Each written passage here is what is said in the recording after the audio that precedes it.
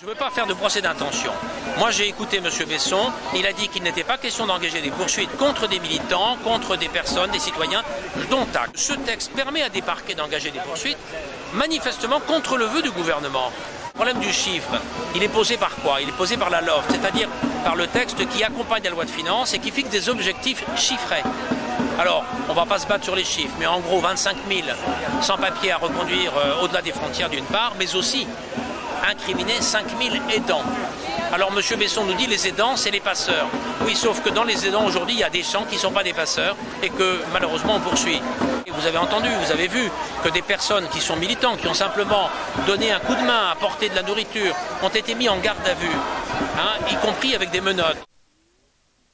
J'aide des gens, surtout en les aidant pour le français. C'est pas beaucoup, mais c'est déjà un petit quelque chose.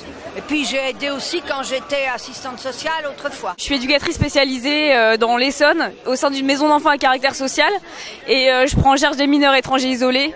Voilà, c'est leur situation de détresse que je vois tous les jours qui me fait venir ici. Jamais il y en a un qui a besoin de quoi que ce soit en dehors de mon travail. C'est-à-dire que je serais plus dans la position d'éducatrice, mais simplement de citoyenne. Je serais prête à l'héberger et à lui venir en aide, bien sûr. Mes propres parents, qui étaient lui mauriciens et elle alsacienne, étaient engagés fortement dans la résistance, dans l'aide aux juifs. À ma retraite, j'ai trouvé qu'il fallait continuer quelque chose, puisque j'avais du temps. Nous faisons un travail au quotidien, les uns et les autres, qui consiste tout simplement à écouter les gens et à essayer de comprendre comment les aider dans ce maquis invraisemblable, constitué par ces lois, ces directives, ces circulaires, qui sont tellement invraisemblables, peut-être à dessein, parce que ça permet, à mon avis, tous les arbitraires.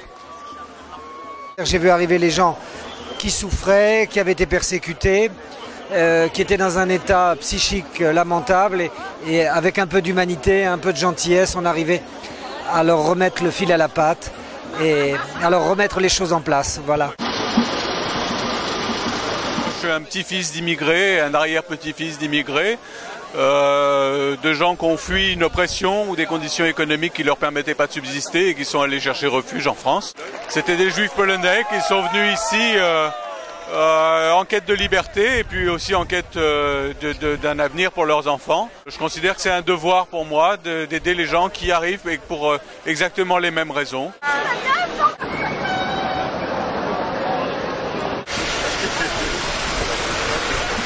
On commence carrément à pointer du doigt les gens qui cherchent à venir en aide aux gens qui veulent se régulariser et trouver un cadre légal justement pour vivre dans notre pays.